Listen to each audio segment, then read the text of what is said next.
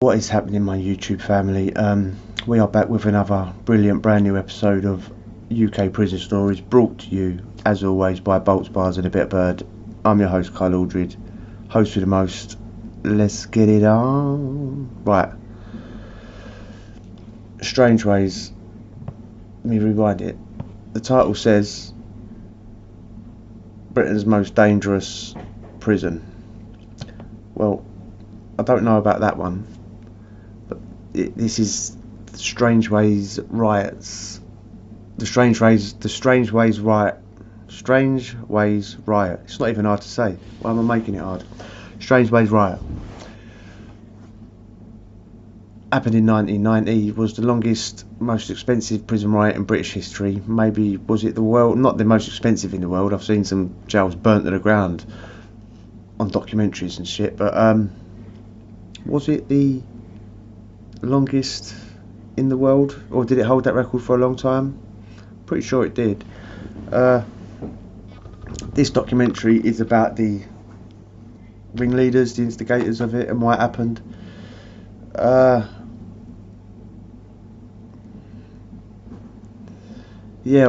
mean, I did react to a video a couple of months ago, I think it was now, about Strangeways in 1980, not the Nces one or anything like that, but one that I did about a week ago. But it was a couple of months ago, and it was basically a documentary about Strangeways 1980, 10 years before the riot. And people were talking about it going off. You'll see a little snippet of a geezer saying the same thing. Then when it goes off, so it's a bit weird. It's a bit prophetic, prophetic. Is that the word that I'm looking for? That it sort of tells the future, tells the story of the future, 10 years previous. You can tell it's going to happen. It's badly run. Then it doesn't get better. By all accounts, it gets worse. I mean, to do something for that long, you have to have a grievance, don't you? I mean, I've got on the roof in Aylesbury. I was up there for a few hours, got bored and come down. I had no real reason. But when you're being victimised, brutalised, lied about, picked on, you're only going to take it for so long, ain't you? And in jail, it always seems to end up on the roof, 9 times out of 10.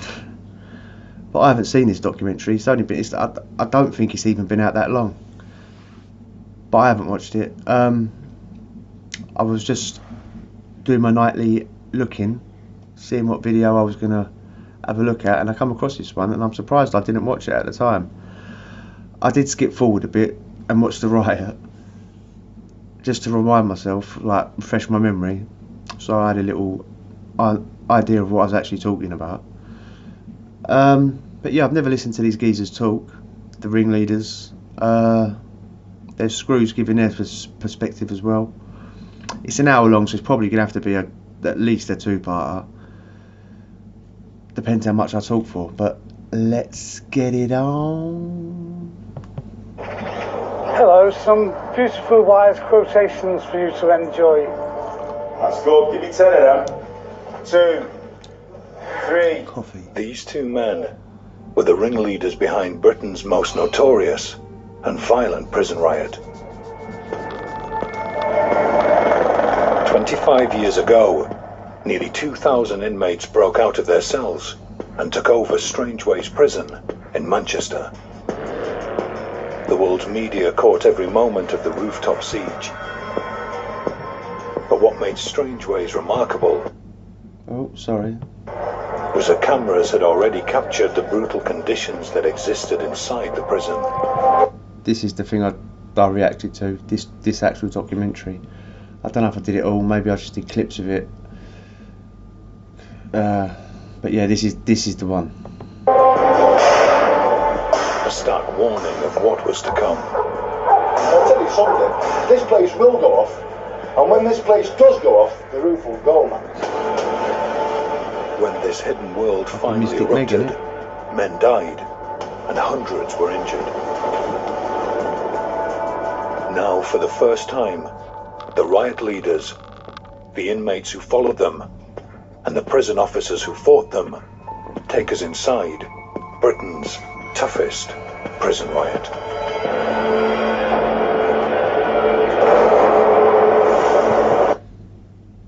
Go on, son, it looks good, but it is only like a tile, isn't it? It looks good. It's like them the movie bottles that are made out of sugar, innit? It looks good anyway. Makes you look hard. That's what you want for the cameras anyway. Big him up, but he's probably still about. Big up, mate. I'm not really having a. I'm not just a light-hearted tongue lashing.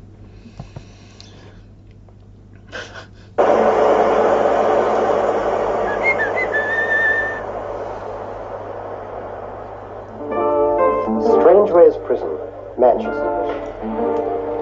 And so into a bar. What's that fucking the Disney castle? Look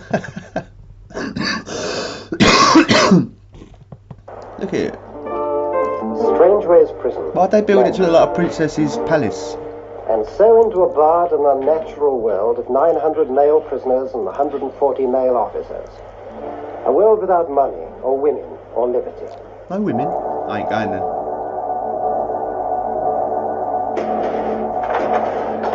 If there ain't no birds, I ain't going. You've got to understand that the people who are training you probably joined the prison service just after the Second World War.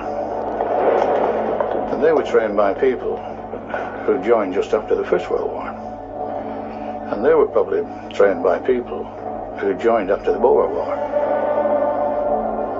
So the standards that applied were the standards that applied 50, 60, 70, perhaps 100 years ago. What were those standards, Dave? Discipline. Simple as that. I'm not having that every single screw was just there, was a disciplinarian and that was it. There was obviously more to it than that, because you could live with being disciplined by someone that was hard and fair, couldn't you, really? But if you was mistreated, that's more than disciplined, isn't it? If you're actually mistreated, anyone can mistreat. Doesn't mean just because you're a soldier don't mean you're not going to mistreat someone. And your mistreatment could be worse. I mean, who knows?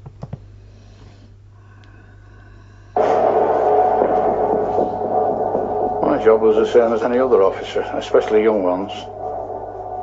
Keep your mouth shut, listen, watch, and learn. Prison officers had to be there 7 o'clock in the morning, not 1 minute past 7. If you didn't appear properly dressed, then you could be disciplined. It had a reputation, along with Wandsworth, as sort of being the last bastions of discipline in the service. Ask the prisoners that were there whether they were disciplined or whether they were brutalised. Not many of them say, yeah, I was fairly disciplined. And the way he says, like, Wandsworth, and so he says it with, like, with the knowing grin of one of those sadistic screws, one of the ones that took enjoyment out of just dishing out a bit of leather to skin. I mean, what a pick. Wandsworth and Strangeways, two of the most horrible little shitholes that have ever been. I mean, anyway, I'm going to start winding myself up. Woosah.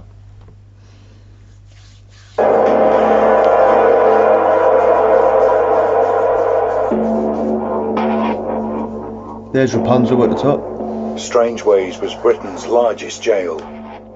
A dark star hidden behind vast Victorian walls in the heart of Manchester. The prison was designed on a Victorian design. If you were to look right down from the top of the rotunda, you would see the prison centre, which would be the hub of the wheel. Off that centre were the 5 wings, A, B, C, D and E. And those wings would house all the inmates on 4 different landings, A1, A2, A3, A4. And exactly the same with B wing, C wing, D wing and E wing. So you can stand on the centre of the prison and look down every wing and see everything that's going on.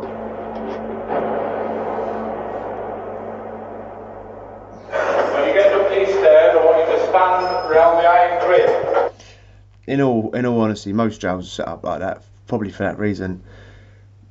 There's a centre, and each wing goes off it like a star. Yeah, when you're in the centre, they call it the control centre for a reason. Like, you're controlling everything from there. If you're there, you can see everything. You know, you just got to just move your head around, and you can see into every wing, down every corridor, near enough anyway. So yeah, most jails are set up like that. And wait there. This is life in a local prison, as it actually happens today.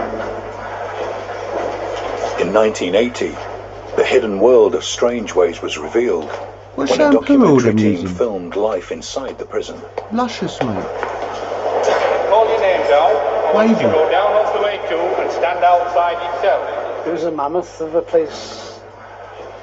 It was kind of Dickensian. For a young boy, you know, 15 and a half, 16 years of age, it was quite gruesome.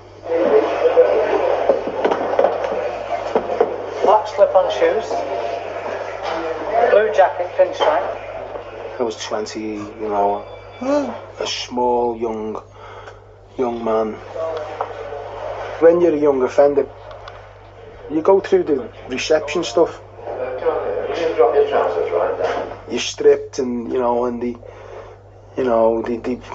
ask you to bend over, and they expose you. Put your shirt right up for me. What's this scarf for here? Stout. Eh? Or stout. Everything. What was that about? When have you ever gone to the doctors and he's gone, pull your trousers down, pull your top up, I'm going to listen to your scar? I mean,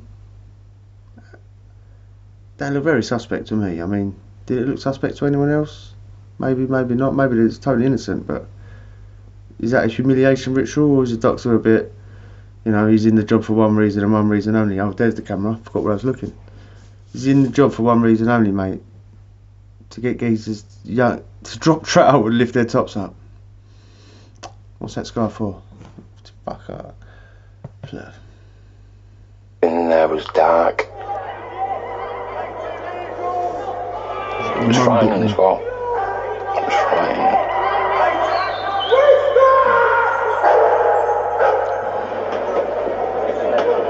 It was known to the locals as the Big House.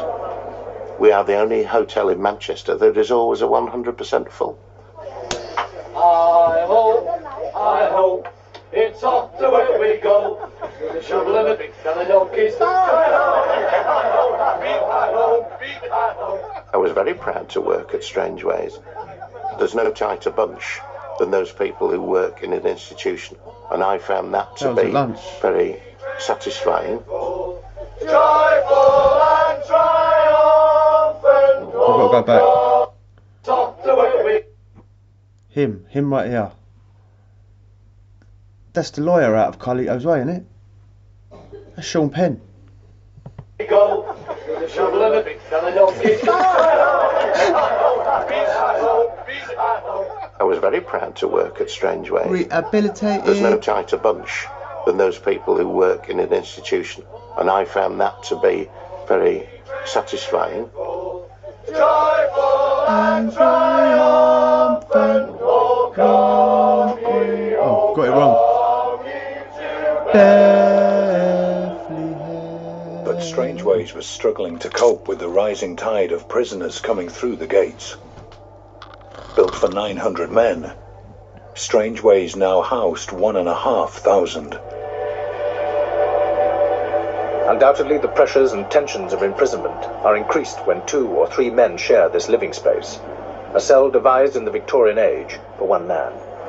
And we had a previous governor who once labelled it as 40 years ago. A human warehouse. The same shit. He's right, really. It was a human warehouse. 3 inmates had to share the toilet facilities in a cell, which was a chamber pot. Like a plastic bucket, right, with a lid on, if you're lucky, where you shit and you piss, and it's in your cell with you. It wasn't very nice if you're wanting to defecate and your cellmate's, in the cell, and he has to experience the stench of that. It seems absolutely barbaric, But in those days, that was normal, and you just accepted it and got on with it as a way of life. He looks like he's in the witness protection. Those eyebrows and that hairdo look like, well, the hair, it looks like an earpiece and fake eyebrows. He's in witness protection. Rings of Saturn. Prisoners were allowed just 1 hour's exercise a day. For the other 23 hours, the men were routinely locked back in their cells. Tension, anger, frustration. The added problem of overcrowding rising to alarming proportions has also increased the threat of insurrection. This is a Victorian prison. In 1990, that's still acting and treating people like it's Victorian times. This place should be closed down because this nick is run by the screws. But I'll tell you something, this place will go off, and when this place does go off, the roof will go, man. Into this powder keg stepped an idealistic young governor, Brendan O'Friel. He had a reputation as a moderniser. The big issues were we had far too many prisoners and not enough cells. There's a theme in it, and every single one of these things that I react to that we watch together, they say the same shit, and they're all old ones as well. Overcrowding, this and that, and like they're all the same things, and they're the same problems they got now. There's a reason it doesn't change. It's because it actually works. There's a reason it doesn't change because it actually works. Think about that. When you're in there, you're worth dough. I'm sorry to say it, and you sound like a conspiracy theorist. Blah blah blah blah blah. I don't care.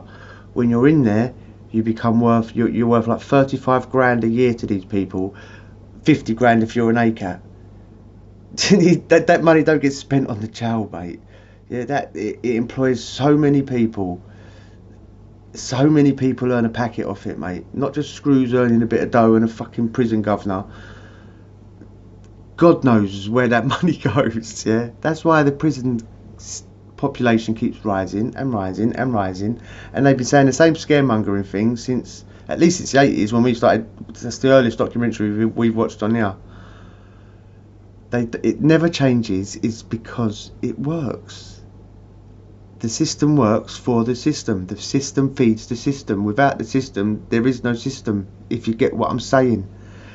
I don't even get what I'm saying. At least one of you will. Things for them to do. It makes people very depressed, very morose. It makes them very angry. Brendan O'Friel was a remarkable man.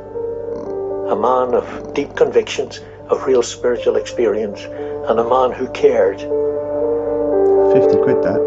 The new governor was quick to spot the simmering tension that existed between prison officers and prisoners. You know, I was a bit of a bastard, to say the least sometimes. You know, I was volatile and explosive. Do you know what I mean? And I was hard work for them sometimes. But sometimes you didn't even have to do nothing. Say like there's 200 officers in Strangeways.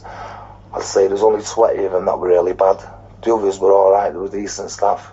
They just went about the daily jobs, didn't bother no one. But out of the 20, there were bad apples. They were a little firm. And they used to come round beating people up. There was no abuse.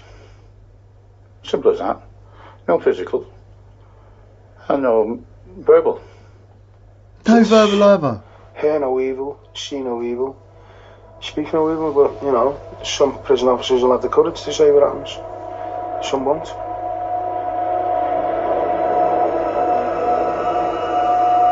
Prisoners on occasions can be extremely difficult, extremely objectionable, and staff are rightly, on occasions, very cautious about prisoners and sometimes get very cross about them. But O'Friel also discovered a culture amongst some prison officers that had no place in his prison. We had a club, a prison officers club, immediately outside the gate, which regrettably served alcohol at lunchtime. It meant that in the afternoon there was the danger that some staff would return to duty having been drinking, And this would have two effects. One is it would probably affect their judgment a bit, and certainly it would aggravate prisoners. Well, yeah, I used to use my fists at times, but when that wasn't working, because I used to have their batons and stuff like that, we used to have a piss pot, so we used to throw that over them, full of piss and shit. And the new governor noticed that there were some prison officers who were openly racist. No. Some of the staff were wearing on their ties a little symbol that was regarded as racist. Some of them used to have badges with, like, the gollywog off the jam jar on it and things like that, and it was just like, what is this place? Well, I'm pretty sure most of you, the higher percentage of you, are going to know exactly what a gollywog is. A few of you probably ain't. It's a doll that is deemed racist. Maybe it was popular. This is way before my time, man. I have seen them. My great nan, bless her, had one or two dotted around the house as ornaments. So I mean, like, a lot of people had them, man. But yeah, they're a racist thing. They're like, they come out of all the racial stereotypes of what they say a black person has, and yeah, they're offensive. And a Scrooge should definitely not be wearing one on his tie, because there's only one reason he's wearing it. In 1990, there's only one reason you're wearing it.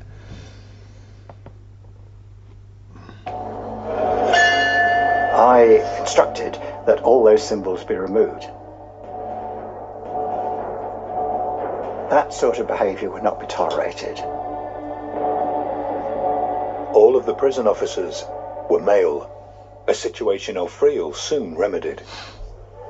I remember my first day at Strangeways, and I was allocated B wing, and I was just stunned at how many prisoners there were just unlocked at the same time, marching down so disciplined. It's illogical to have female staff looking after male prisoners. We certainly had bumps and bangs as we introduced change like that. You always do. But overall, the effect was quite remarkable. If there was tension on the wing, if prisoners were going to fight, sometimes the females just being there calmed it down. Unlike previous governors, Brendan O'Friel made it his business to get to know prisoners. He was a little bit different.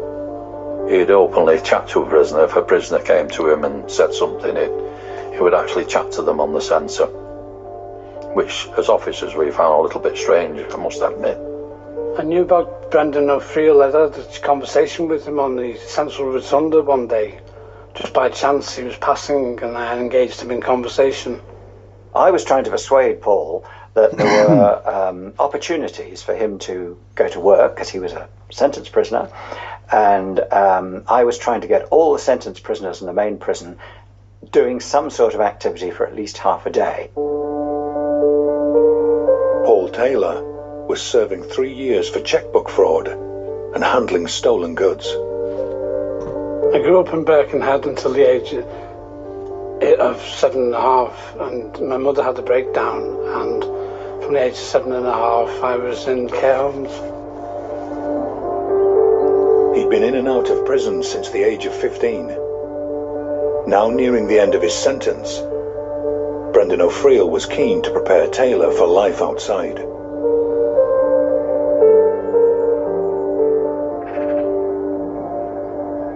It's where I come to contemplate life. The rocks in Birkenhead Park. I liked schooling, the power of the written word. This is a rock I imagined when I'm sat on those rocks over there, that this is a lecture hall and that this is Aristotle or Plato or Socrates giving me a lecture.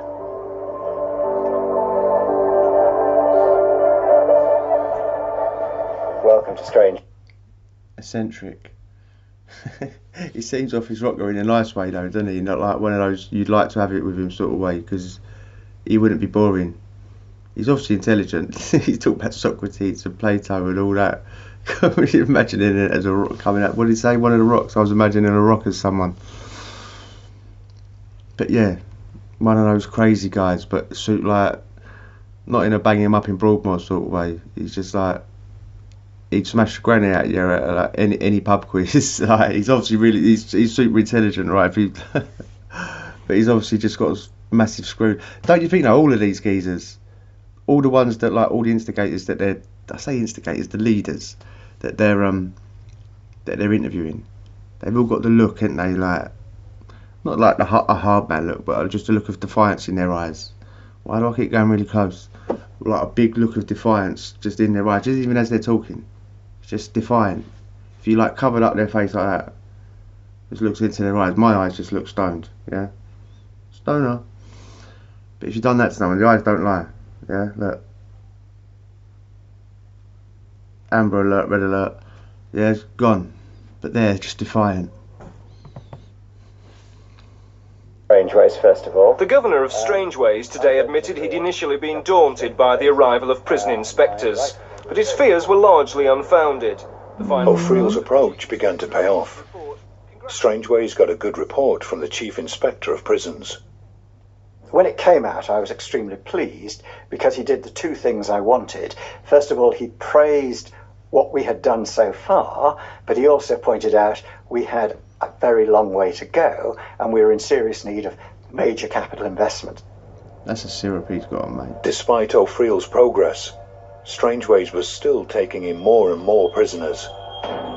In February 1990, Alan Lord, a convicted murderer with a fearsome reputation in the prison system, arrived at the jail. Alan Lord was a life sentence prisoner, and as a life sentence prisoner you always treated these people warily, because they were in for a capital offence. Every time someone pulls it on his face, it disappears. To prison.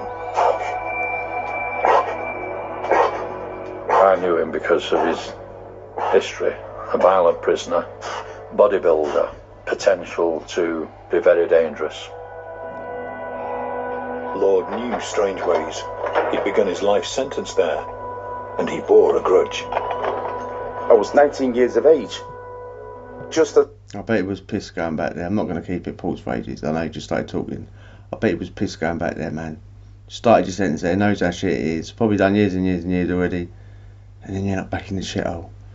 God, that's not where you want to be when you're sentenced, man. As I was entering the cell, one of the screws punched me in the back of the head and said, "You murdering black bastard." I decided that once that door was opened again, I was coming out fighting.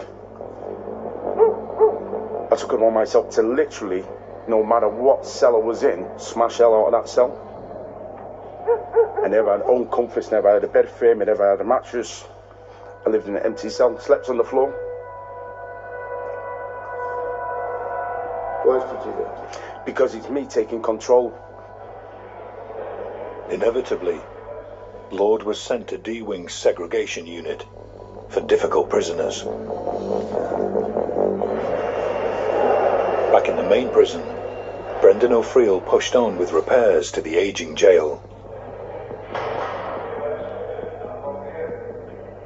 It was like a menagerie in the evenings and nights because we'd got birds that had got through, broken glass, etc. And it was becoming an issue. 20 tons of scaffolding was erected through the jail's central rotunda, creating a vast climbing frame that rose up to the 4th floor. Made it difficult to see into the wing, even though there was electric light. It still made it dark. And I felt that this darkness was reaching everyone within the prison. Turn it in, Father. Not everything's got to be a fucking biblical experience, mate. The darkness of the landings seeped into the souls of the prisoners and turned men into demons. Go away. That month, even more prisoners arrived. Strangeways was bursting at the seams. Darkness befell. We had 900 or so places. We had 1,600, 1,700 prisoners. That was the reality, day in, day out. That is pretty appalling. For Paul Taylor, prison conditions were now intolerable. I'd written to the Home Office an 18-page representation the prison service was negligent in addressing its duty of care to address prisoners' problems and didn't feel they was getting anywhere. Taylor's frustration boiled over. He began to talk openly of revolt. I wanted personally to demonstrate to prison officers and prison governor in particular that prisoners had reached the end of their tether. Taylor was sent to the segregation unit to cool off. It was there that he first met Alan Lord during their 1 hour of daily exercise. We were able to walk side by side. We just magneted towards each other, like we're on the same wavelength. We said that people have to stand up for the rights, because this cannot be the situation in this century. Together, they hatched a plan.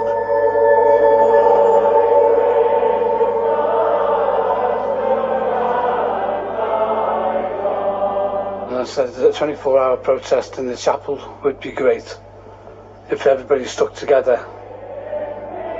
The chapel was the one place in Strangeways where large numbers of prisoners were allowed to gather. I was going to make a statement on the stage, and if prison officers came in force to try and break it up, we might retaliate.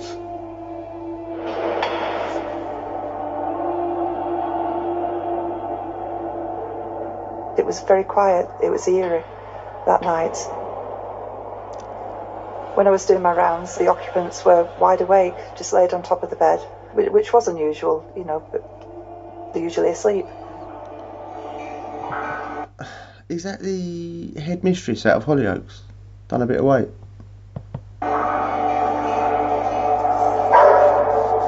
Through the windows, prisoners were talking about what they was going to do the next day, and we was going to go to the chapel and have a peaceful protest. Just a peaceful one. April Fool. On the Sunday, I was late for the first time in my life. When I arrived, the senior officer said to me, "We're short-staffed. I'm putting you in the chapel as extra staff." So I thought, well, at least I've not got a rollicking. Nick Nolte. They shouted for church, so I'd done my bit of cleaning what I had to do, and got in line for church. By 10 o'clock that morning, more than 300 prisoners had filed into the chapel. When the prisoners came in, there was a certain amount of tension. I was seated at the back because I was on the punishment cells. So the punishment cells, the category A's, we all sat together at the back.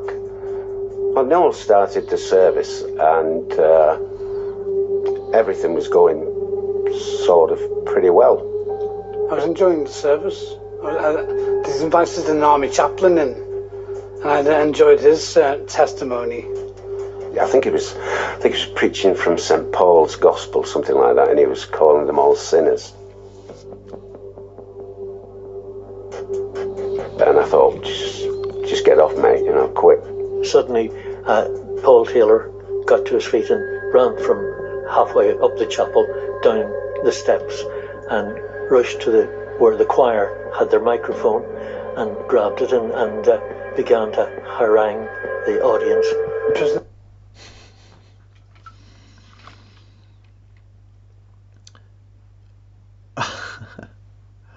I mean, the chapels back then, mate, was smashing it. Choirs, all them old birds, bit of titillation.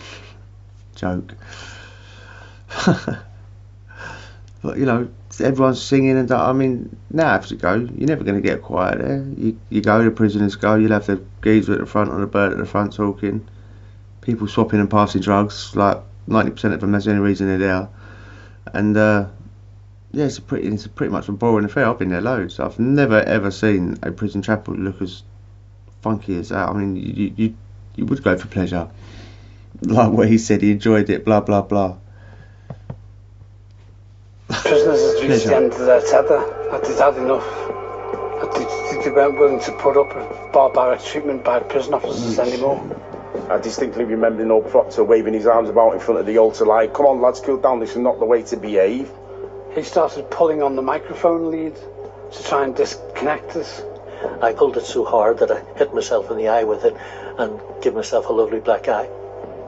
I saw an inmate put a balaclava on, take 2 chair legs out of his jeans, and I thought, game on, here we go. And then he just said, right lads, we've heard enough, and the whole place just...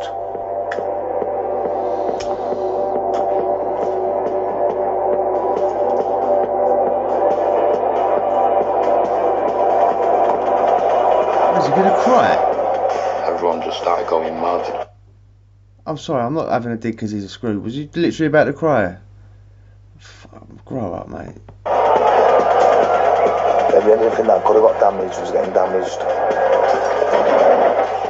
Everything was in a pile, in the middle, kind of thing. Like a bonfire. It was payback time. And I'm not saying it's right or wrong, but, you know, you kick a dog down, eventually going to bite your back, and that's exactly what they were doing. All we could do was hand it over to God and say, Lord, you're in charge here, you sort this out. I remember pulling one colleague out by his trousers and he said, they've got my keys. And I said, forget your keys, mate, let's just get out. And I said, I'll have those keys. And we opened the back of the chapel doors and we flooded out onto the landings. And prison officers weren't up for the fight. They just retreated. In Strangeways, all cells were opened by a single set of keys. Paul Taylor now had access to the whole prison. I opened up all the prisoners who were still locked up in their cells, saying, exercise, stop out. My intention now was to go to the rotunda where there was construction going on with the scaffolding from the ground floor up into the top of the roof, which was 80 feet, and my intention was to get on the roof.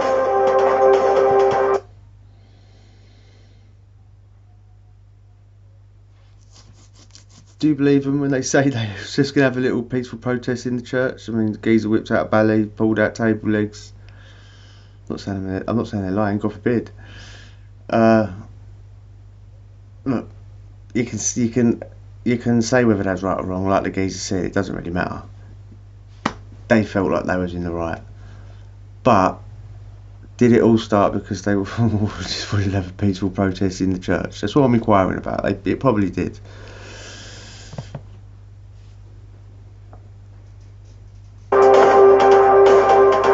To scale across to the end, and eventually when I got to the end I stood up.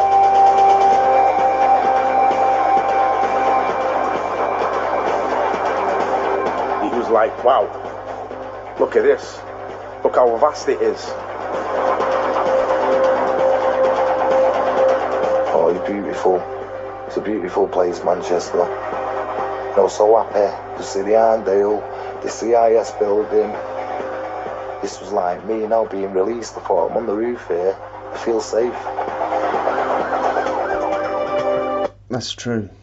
To get up on the roof is the best feeling in the world. When you're in jail, there's no other feeling like it. I'm not saying everyone should go out and do it and try it and experience it, but it is. You're up there and you're just like, relief, joy, amusement. I've got to agree with him.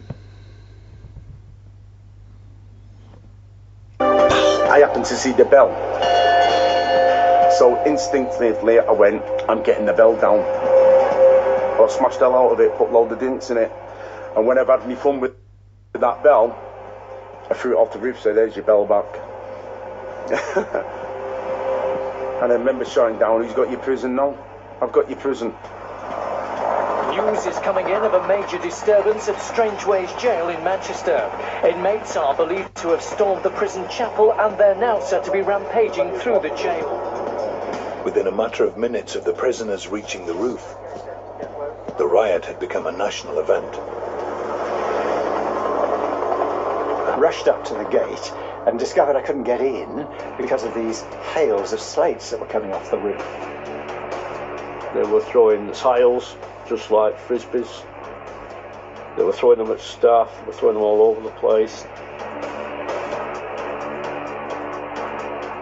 There was a few staff were quite badly injured. Remember one staff got a piece of slate through his jaw. I bet that hurt. There was chaos going on because prisoners were just frantically letting off steam.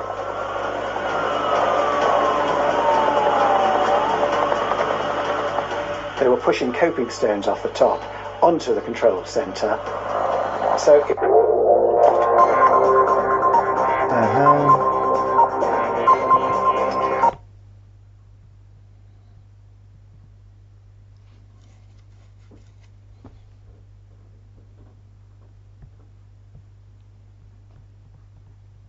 what the bloody hell? People were just joining in. I want to locate a particular prison. You know what I mean? And they would. But the cameras couldn't see what was happening inside the prison. Housed on E and C wings were inmates charged or convicted of sex offences. Rioters ripped doors off their hinges to get to the men. People were saying these are nonsense, these are sex offenders, you know what I mean? And they were just beating them. And they'd have them in, like, there was a cupboard that was like a freezer. And they'd have them in there, and they'd have them locked in there, and they were bringing them out one at a time. I'd seen a few of them hit with iron bars. It was just like a wild pack, doing things, and people were just joining in. I want to locate a particular prisoner who'd come in that week for attacking a 6-year-old girl, attempted rape of a 6-year-old girl. And we went up onto that landing, and we found the cell that he was in. And we entered that cell, and I did punch him twice, and prisoners set about him with sticks, and he was dragged from the cell, and his face was pushed into the railings, and then he was picked up and thrown over the railings. But he grabbed hold of the railings so intensely that it required, you know, hitting his fingers with a stick for him to let go. Tables, chairs, everything went over. But he only hit him twice, he said. We all believe him. On top of him. They were all enjoying it and getting off on it, and no one felt bad about that at all. That right? Why should they? Badly injured and fearing for their lives, prisoners dragged themselves to safety. And this inmate was actually thrown out at the end of A wing onto the stone steps. He'd been beaten up in such a way, maybe his private parts or whatever. He was in such a state. There was blood all over the place. When that prisoner was lying on the floor in the state he was still being bombarded by other inmates off the roof. By that afternoon, worried relatives joined bystanders flocking to Strangeways, desperate to get messages into the prison. I want him to get out of that prison. I want him to get out because there's going to be a load of killing. I can feel it in my bones. Listen, Jeffrey, whatever's going on in there don't have nothing to do with it at all. You just get yourself to the nearest door and get yourself out of there, laddie. Imagine being one of the relatives. I mean, it's not like today where every other cell's got a mobile phone. You'd all just be phoning your family and talking to them throughout the whole thing and filming it and sending it out to the news and whatnot. There's nothing. It's like a blackout, isn't it? There's nothing. I mean, if they got a landline, it's definitely been cutting it. Nobody's phoning in or out, so there's no communication except what you could write something and write a letter and try and throw it at her while she's standing there. I mean, but other than that, there's nothing. So you're going to be thinking, oh no, is he one of the bloody messes that have just been dragged out and trapped on the steps? Is he this? Is he that? Is he locked in his cell? Is he starving? All those things are going to be going through the relative's head, innit? The family's head. the end of the day, 1,000 men had fled the riot and surrendered. As we started to see that the numbers inside were dropping, we thought it was time to explore whether we could get any of it back. I then met Brian Nicholson, who was taking control of the situation. Brian was immense in stature and immense in character. He's a Yorkshireman, and you can always tell a Yorkshireman, but you can't tell him much. My assessment was it was very serious indeed, and it was going to be a very, very difficult, complicated job taking this prison back. We've got to leave it there, man. It's an hour episode. We've done it. We've done half. We've done 30 minutes of it. I'm sure it's extended, obviously, because of me waffling on. Yeah, but it's good. It's shaping up to be a good show. I'm sure you're all really happy that I've stopped it right there. So you've all got to tune back in tomorrow. Do apologise. Only a little bit, not really. I don't really care. But if you enjoyed that, hit the subscribe, and I'm sure we will chat again. Big up all the instigators. Adios.